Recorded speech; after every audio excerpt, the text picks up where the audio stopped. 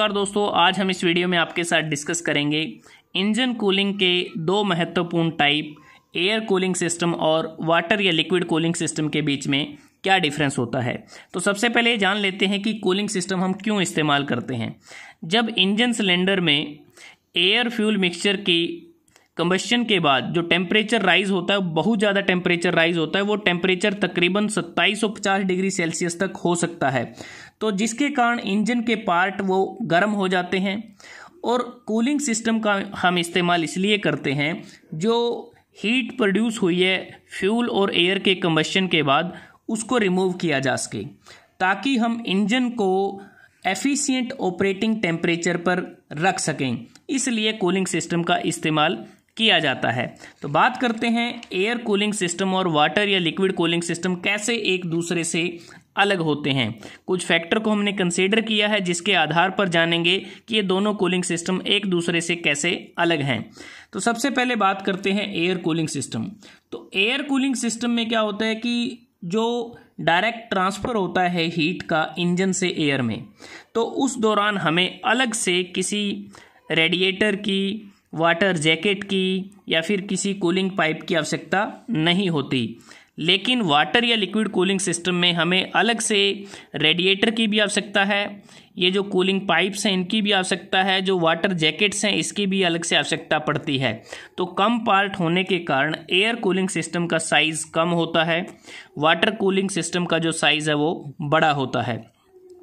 कम part होने के कारण एयर कूलिंग सिस्टम का वेट भी कम होता है, लेकिन वाटर या लिक्विड कूलिंग सिस्टम का जो वेट है वो ज़्यादा होता है। अगर बात करते हैं डिज़ाइन की, एयर कूलिंग सिस्टम का जो डिज़ाइन है वो सिंपल डिज़ाइन होता है, जबकि वाटर या लिक्विड कूलिंग सिस्टम का जो डिज़ाइन है वो कॉम्प्लेक्स होता है। कॉस्ट की बात करें तो एयर कूलिंग सिस्टम की कॉस्ट कम होती है, जबकि वाटर या लिक्विड कूलिंग सिस्टम एक्सपेंसिव होता है।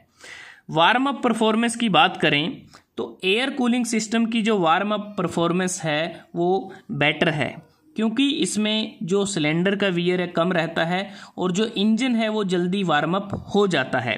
लेकिन वाटर या लिक्विड कूलिंग सिस्टम में जो वार्म अप परफॉर्मेंस है काफ़ी पुअर रहती है, तो इसमें टाइम लगता है इंजन को गर्म होने में।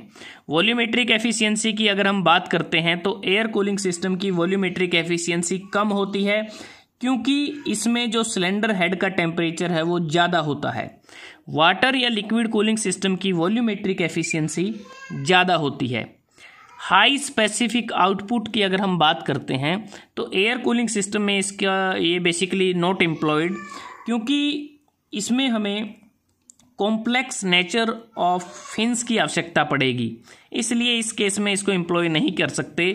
लेकिन जो वाटर लिक्विड जो कूलिंग सिस्टम है, तो इस केस में जो हीट ट्रांसफ़र कोफिशिएंट होता है वाटर का, या वाटर कूलिंग की बात करें, वो एयर के मुकाबले तकरीबन 350 गुना ज़्यादा होता है। तो वाटर कूलिंग सिस्टम को हम हाई स्पेसिफिक आउटपुट इंजन के तौर पर इस्तेमाल कर सकते हैं। अगर इफ़ेक्टिवनेस की बात करें, एयर कूलिंग सिस्टम कम इफ़ेक्टिव है, क्योंकि इसकी जो स्पेसिफिक हीट होती है एयर की वो वाटर के मुकाबले कम होती है। वाटर या लिक्विड कूलिंग सिस्टम में जो इफ़ेक्टिवनेस है वो ज़्यादा है, क्योंकि वाटर की स्पेसिफिक हीट ज़्यादा होती है। मेंटेनेंस और नॉइज़ की अगर बात करते हैं, जो एयर कूलिंग सिस्टम है इसकी मेंटेनेंस कम होती है, अगर है तो वो उसको हम ईज़िली कर सकते हैं, उसको करना आसान रहता है। क्योंकि जो एयर कूलिंग सिस्टम है इसमें किसी भी प्रकार के कूलेंट की लीकेज की कोई समस्या नहीं रहती, कोई खतरा नहीं है किसी भी कूलेंट के लीकेज होने का, क्योंकि इसमें जो मीडियम है कूलिंग का वो एयर हम इस्तेमाल करते हैं। लेकिन जो वाटर या लिक्विड कूलिंग सिस्टम है, तो इस केस में जो मेंटेनेंस है वो काफ़ी डिफ़िकल्ट भी होती है, और साथ में अगर हम बात करें इसमें अगर लीकेज हो जाती है, रेडिएटर में अगर लीकेज हो जाती है, तो उसमें इंजन के ब्रेक डाउन होने का खतरा बढ़ जाता है। नॉइज़ की बात करते हैं तो एयर कूलिंग सिस्टम में जो नॉइज़ है उसका जो लेवल है वो ज़्यादा होता है, क्योंकि इसमें एडिशनल एक फ़ैन भी लगा होता है, और एडिशनल फ़ैन एक प्रकार से नॉइज़ को भी इंक्रीज़ करता है। अगर वाटर लिक्विड कूलिंग सिस्टम में बात करें तो इसमें जो नॉइज़ का लेवल है वो कम रहता है, एक प्रकार से क्वाइटर ऑपरेशन रहता है, क्योंकि इसमें जो वाटर पैसेज होते हैं, वाटर पैसेज होने से जो कंबस्शन का जो नॉइस होता है वो एक प्रकार से डिक्रीज हो जाता है, कम हो जाता है। कूलिंग कंट्रोल की बात करते हैं। एयर कूलिंग सिस्टम में कूलिंग कंट्रोल आसान है, इजी है, जबकि वाटर या लिक्विड कूलिंग सिस्टम में जो कूलिंग कंट्रोल है वो डिफ़िकल्ट रहता है।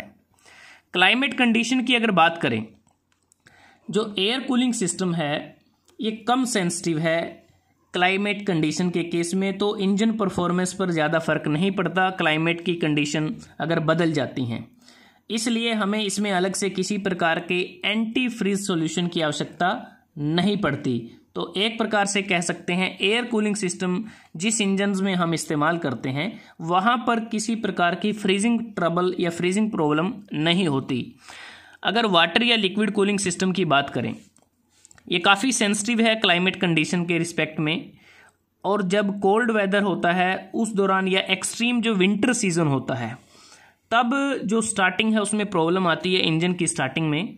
तो इसलिए हम इसमें अलग से एंटी फ्रीज सॉल्यूशन का इस्तेमाल करते हैं, जिसके प्रयोग से जो फ्रीजिंग टेम्परेचर होता है कूलेंट का वो कम हो जाता है।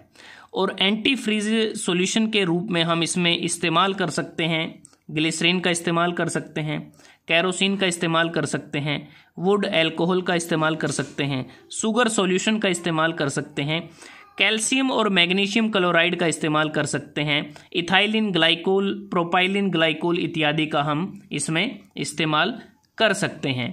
तो दोस्तों हमने बात की कि एयर कूलिंग सिस्टम और वाटर या लिक्विड कूलिंग सिस्टम में क्या क्या डिफरेंस होता है। अब ये जान लेते हैं कि अगर हम कूलिंग सिस्टम को प्रॉपर ना करें, क्योंकि जो कंबस्शन होता है एयर फ्यूल का इंजन सिलेंडर में, उससे जो टेम्परेचर राइज होता है जिससे जो इंजन के पार्ट्स हैं वो गर्म हो जाते हैं, और टेम्परेचर राइज होने के कारण जो पिस्टन है वो एक्सपेंड करता है और जिसके कारण पिस्टन सीज हो सकता है। पिस्टन और सिलेंडर लाइनर की जो स्ट्रेंथ है वो हाई टेम्परेचर के कारण डिक्रीज हो सकती है। पावर आउटपुट इंजन की वॉल्यूमेट्रिक एफिशिएंसी कम हो सकती है। इंजन के फेलियर का खतरा बढ़ सकता है अगर सिलेंडर हेड टेम्परेचर ज़्यादा हो जाए। तो इन सभी प्रॉब्लम से बचने के लिए हमें एक सूटेबल कूलिंग सिस्टम की आवश्यकता होती है।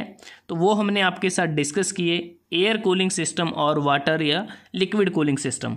अगर आपको ये वीडियो अच्छा लगा आप इसको लाइक कर सकते हैं, शेयर कर सकते हैं अपने दोस्तों के साथ, स्टूडेंट्स के साथ, और जल्दी हाजिर होते हैं एक नए वीडियो के साथ। तब तक के लिए धन्यवाद। आपका दिन शुभ रहे।